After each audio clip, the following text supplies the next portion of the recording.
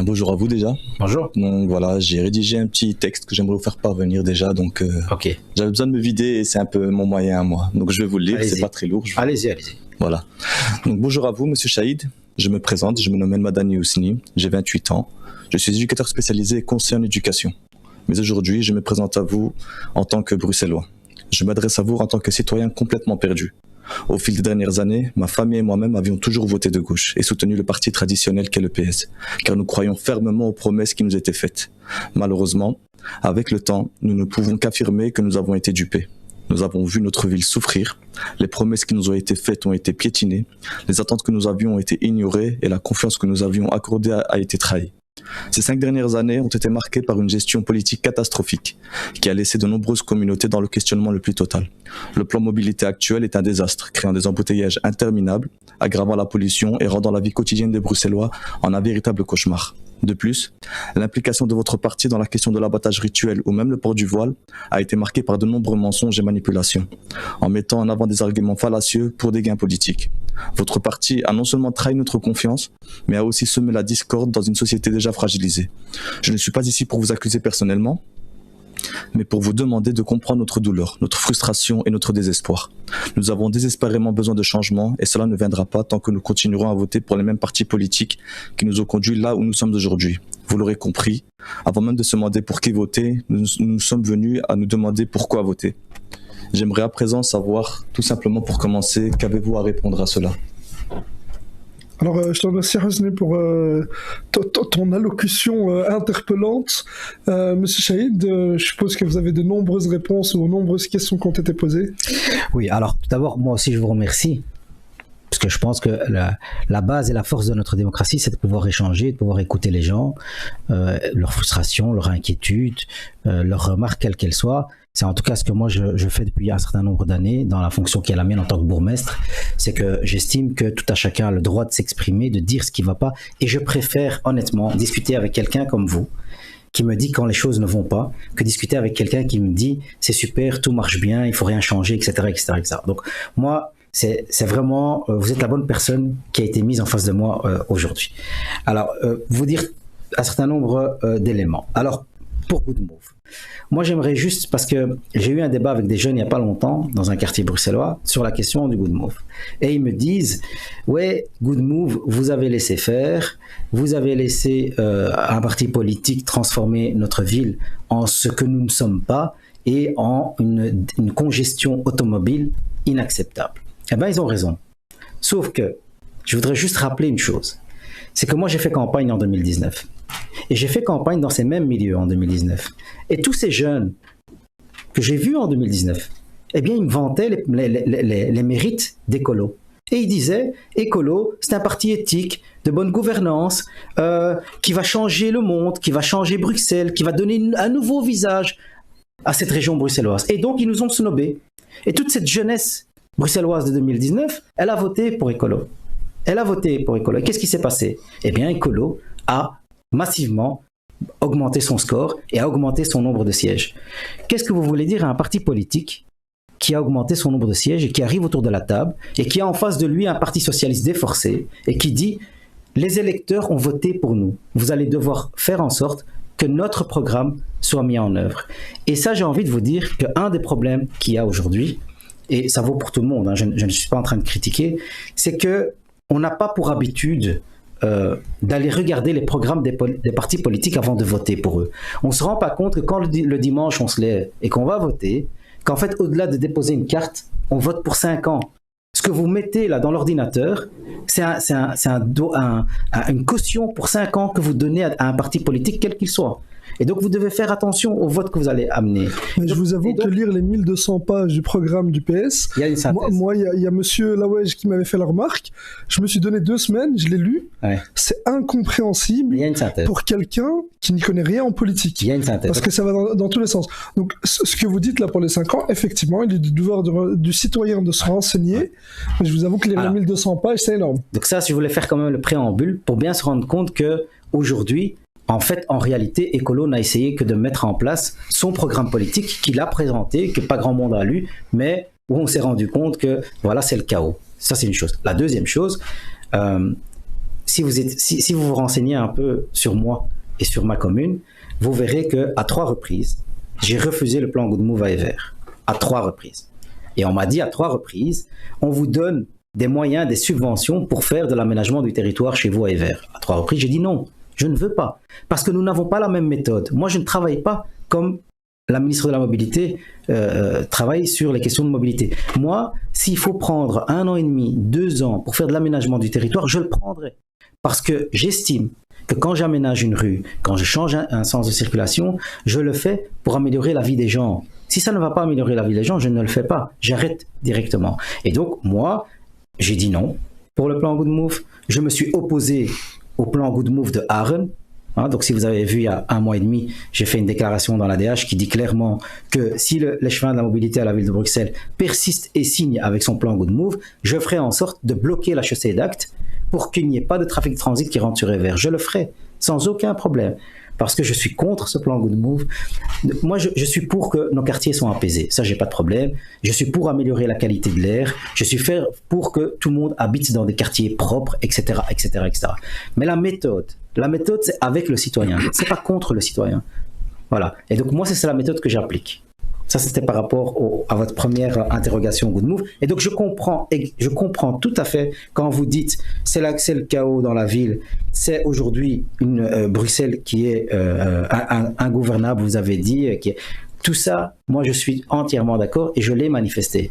Et c'est pas faute. Si vous faites un petit compte-rendu de la revue de presse ces 5 dernières années, vous verrez qu'à chaque fois, je me suis opposé à toute cette question-là, aux méthodes surtout. C'est surtout aux méthodes. Voilà. Donc, si je peux intervenir déjà par rapport au plan Good Move, en fait, je pense que vous n'êtes pas sans savoir que le principal parti qui a créé le plan Good Move, c'est le PS flamand, déjà. Par la suite, vous dites que vous êtes totalement contre vous en tant que politicien à votre nom. Il n'en est pas moins que le PS est dans la majorité des communes, dans la majorité. Donc, elle est preneuse de décision.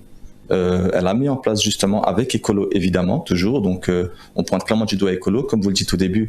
Nous-mêmes on avait confiance en Écolo en 2019, on s'inquiétait pour la planète en tant que jeunes, mais certains de nos jeunes ont donné leur voix à Écolo, on s'attendait pas justement à ce qu'ils nous fassent vivre un calvaire. Ça, on s'en est rendu compte malheureusement trop tard, lorsque, comme vous l'avez dit, les billes ont été jetés, mais entre-temps, nous on avait confiance également en vous. Comme je vous l'ai dit, moi, les 5 dernières années, moi et toute ma famille, on a voté pour vous. Et vous voyez que c'était un réel désastre. Donc, au niveau mobilité, au niveau logement, au niveau jeunesse, sur plein d'axes qu'on appuiera évidemment un peu plus tard. Mais concrètement, lorsqu'on poussait des cris de détresse ces 5 dernières années, on ne nous entendait pas. Et ça, donc, que ce soit dans les parlements ou autres, il n'y avait rien de concret à ce niveau-là. Et c'est vrai que maintenant, bizarrement, à 2 mois des élections, on a l'impression que tout le monde nous entend. Et j'ai envie de dire que c'est un peu trop tard, malheureusement. C'est réellement trop tard parce que durant tout ce temps où vous aviez vos sièges, où vous étiez présents, quand je parle de vous, je parle de votre parti évidemment, rien ne se faisait. Et je vous entends, donc d'après ce que je peux comprendre, vous êtes pour le bien-être au niveau écologie, mais pas forcément pour le plan Good Move. Mais malheureusement, c'est pas le discours de votre parti, pour l'instant en tout cas. Mais si vous analysez un peu ce qui est repris dans le plan Good Move, quand on l'a accepté à l'époque, c'était sous l'ancienne législature, c'était quoi la phrase de base, la ligne directrice du plan Good Move? C'est assurer la concertation et la participation citoyenne pour chaque projet. Ce qui n'a jamais été fait. Mais qui ne l'a pas fait? Ce sont les ministres en charge et les échevins en charge. Ce ne sont pas des échevins socialistes, je suis désolé de vous le dire. Ce n'est pas des ministres socialistes non plus, je suis désolé de vous le dire. Et donc vous avez fait confiance en des personnes qui vous ont raconté une fable, et cette fable, ils n'ont pas réussi à la réaliser, à la mettre en œuvre. Et c'est ça la difficulté. Moi, j'ai refusé de le faire dans ma commune parce que quand on m'a expliqué qu'il fallait faire ça vite et qu'il fallait avoir des résultats assez rapidement, j'ai refusé parce que moi, j'ai besoin de parler avec les gens qui habitent dans ma commune. J'ai besoin d'avoir leur ressenti. J'ai besoin de savoir ce qu'ils pensent du projet. Si ça prend du temps, ça prendra du temps. Et donc, encore une fois, je vous le dis, vous ne pouvez pas nous dire aujourd'hui, oui, on a eu confiance en vous, vous ne les avez pas arrêtés. Non, ça je suis désolé. Les citoyens bruxellois ont voté en 2019 pour faire en sorte que Écolo soit le premier parti au niveau fédéral et soit le deuxième parti au niveau régional. Ça, c'est une réalité. Et en politique, ce qui compte, c'est l'arithmétique. C'est le rapport de force. Le rapport de force, il est simple. Écolo à Bruxelles, ils ont 15 sièges, on en a 17. C'est-à-dire qu'il y a 2 sièges d'écart entre nous. En réalité, ça veut dire rien du tout. Ça veut dire qu'il y a eu un message en 2019 que ce soit de la jeunesse bruxelloise ou d'une catégorie de la population bruxelloise, qui a été vers les écolos et qui a lancé un message vers les écolos. À un moment donné, on ne peut pas dire on lance un message pour que les écolos puissent réaliser leur programme et d'un autre côté, ah bah oui, vous les socialistes, vous n'avez pas su les freiner quand ils ont voulu mettre en œuvre leur programme. C'est un peu paradoxal. Voilà. Après, je comprends, parce que vous n'êtes pas le premier qui le dites, je comprends que vous croyez en nous et que vous vous dites le Parti socialiste, c'est un parti fort qui est capable de faire freiner celles et ceux qui ne travaillent pas dans l'intérêt des Bruxellois. Oui, c'est vrai. Il y en a qui le font. Moi, je l'ai fait dans ma commune. Ahmed Laoueche l'a fait dans sa commune. Catherine Moreau l'a fait dans sa commune. Voilà. Quand ça n'allait pas, on a freiné. À un moment donné, on a tiré le frein à main et on a dit, nous, on ne veut pas. Oui, mais vous n'aurez pas de subside. C'est pas grave. On ne veut pas de subside. On veut juste améliorer la vie des gens. Ça prendra que le temps que ça prendra. Moi, pour le moment, je suis en train de faire des aménagements de territoire dans ma commune, dans des rues. C'est un projet qui a pris 2 ans et demi. Pourquoi 2 ans et demi? On a fait 12 réunions avec les gens. 12 réunions. Ils ont écrit le plan eux-mêmes. On a amené les architectes, on leur a dit, voilà, qu'est-ce que vous voulez par-ci, qu'est-ce que vous voulez pas. C'est vrai, ça a pris 2 ans et demi. Mais aujourd'hui, le résultat est là. Et tout le monde est content. C'est ça que je veux, moi. C'est pas être moi content, c'est que les citoyens sont contents. Et je pense que ça, dans ma commune, en tout cas, ça marche. J'ai l'impression. Du coup, si je résume bien ce que vous dites, c'est que vous êtes totalement contre ce plan Good Move, en fait. Totalement. Totalement. C'est le plus grand plantage de l'histoire de la région bruxelloise. C'est le plus grand plantage. Pourquoi? Parce que ceux qui prônent la participation citoyenne, ceux qui prônent la concertation citoyenne, eh bien, ils ont porté eux-mêmes atteinte à ces 2 principes qui sont fondamentaux. Ok, vous êtes contre, mais est-ce que votre parti est contre ce plan Good Move? Bah, vous avez reçu Ahmed Laoueche ici. Mais en fait, justement, on a l'impression que tout le monde dit je suis contre, mais en fait, ça a quand même été, le PS a quand même acté ce Good Move, ce Bad Move, en fait, totalement. Il l'a acté. Non, on l'a pas acté. On l'a approuvé sous l'ancienne législature. On l'a approuvé sous l'ancienne législature avec, comme je viens de le dire, une ligne directrice qui était simple, mettre en place une concertation et une participation citoyenne. Quand les écolos sont arrivés au pouvoir en 2019 et qu'ils ont été plébiscités par une partie de la population, eh bien, ils n'ont pas mis en œuvre. Donc en clair, c'est la faute de la population que le Good Move existe. Non. C'est ce que j'entends. La population a voté écolo, du coup, c'est à cause de vous que ça s'est passé. Non. C'est à cause de ceux qui n'ont pas respecté le principe fondamental de Good Move, qui est d'ailleurs repris dans les premières pages du plan Good Move, c'est assurer la concertation et la participation citoyenne. C'est pas moi qui le dis, c'est écrit. C'est pas moi qui l'ai rédigé. Donc la solution aujourd'hui, ça serait de ne plus voter écolo pour pouvoir destituer ce Bad Move. Non, la solution aujourd'hui, la première solution, c'est de faire en sorte que ce Good Move soit dans le frigo et qu'on reparte avec une page blanche et qu'on prenne la réalité par commune et qu'on ne se dit pas un Good Move sur l'ensemble de la région bruxelloise va satisfaire l'ensemble des Bruxellois. C'est faux. Chaque quartier a sa spécificité, chaque quartier a une façon de voir les choses, chaque quartier voit la mobilité différemment et donc il faut pouvoir travailler sur des quartiers, sur des zones en fonction de la réalité actuelle. C'est ça qu'il faut faire. Ma réalité à Evere n'est pas la réalité molenbeekoise, qui n'est pas la réalité ucloise, qui n'est pas la réalité anderlechtoise. Et c'est ça qu'il faut faire. C'est comme ça qu'on travaille à un vrai plan de mobilité sur Bruxelles. C'est en fonction des réalités de terrain. Et c'est pas de la théorie, ça doit être de la pratique, ça doit être du vécu.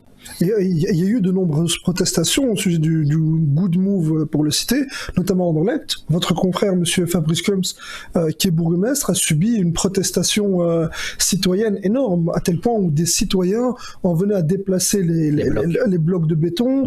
On a pris des panneaux, on les a jetés. Je me souviens des images qui étaient diffusées dans les médias traditionnels. Comment est-ce qu'on fait pour convaincre vos confrères bourgmestres du PS? Alors, il faut quand même dire qu'une fois que la contestation s'est levée à Anderlecht, le bourgmestre a pris l'initiative d'arrêter ce plan et de le retirer. Okay, ça, c'est la première des choses. La deuxième chose, c'est qu'encore une fois, je pense que pour ce genre de projet, ce genre de plan, qui amène à faire changer le quotidien des gens, doit être travaillé avec les gens. Okay, et depuis le début. Pas à la fin, c'est pas à un moment donné on arrive et on dit ben voilà ce qu'on vous présente, qu'est-ce que vous en pensez? Non, moi je travaille pas en tout cas comme ça dans ma commune. Dans ma commune je travaille Depuis le départ avec les citoyens, on a des conseils de quartier, on en a 3 qui sont institutionnalisés, à qui on leur dit voilà, on aimerait faire ce type d'aménagement ou ce type de changement dans ce quartier. Qu'est-ce que vous en pensez? Comment vous voyez les choses? On est en train de travailler sur ce qu'on appelle un contrat de quartier développement durable sur Evere, c'est le premier. On est pour le moment à notre 8e réunion et à chaque fois on a une centaine de personnes qui se déplacent et à chaque fois, même si on n'est pas d'accord, c'est le principe même du collège chez moi à Evere, c'est que nous ne sommes pas là pour être d'accord. Nous sommes là pour satisfaire les besoins. Est-ce qu'on est d'accord alors que ce modus operandi qui est le vôtre a pour vocation de s'étendre au niveau fédéral parce que vous êtes quand même candidat au fédéral? Donc est-ce que c'est une approche que vous allez adopter à l'échelle fédérale pour d'autres mesures qui peuvent être prises? Ça doit être adopté à tous les niveaux de pouvoir. Moi je pense qu'on n'est pas... À un moment donné, il faut que tout le monde comprenne que la façon de faire de la politique a changé et elle a évolué. Et moi je l'ai vu. Moi ça fait une 20aine d'années que je suis dans le monde politique et je vois comment ça change. Donc il faut pouvoir s'adapter. Il faut s'adapter à ce qu'on appelle la participation citoyenne, aux commissions délibératives, aux sentiments des gens, à la force qu'ont les citoyens de pouvoir aujourd'hui nous proposer, nous faire à un moment donné des simulations sur comment est-ce qu'ils voient l'évolution de leur quartier. Et donc nous sommes avant tout là pour mettre en place les outils qui leur permettent de faire en sorte que leur quartier soit agréable à vivre. Alors on a notre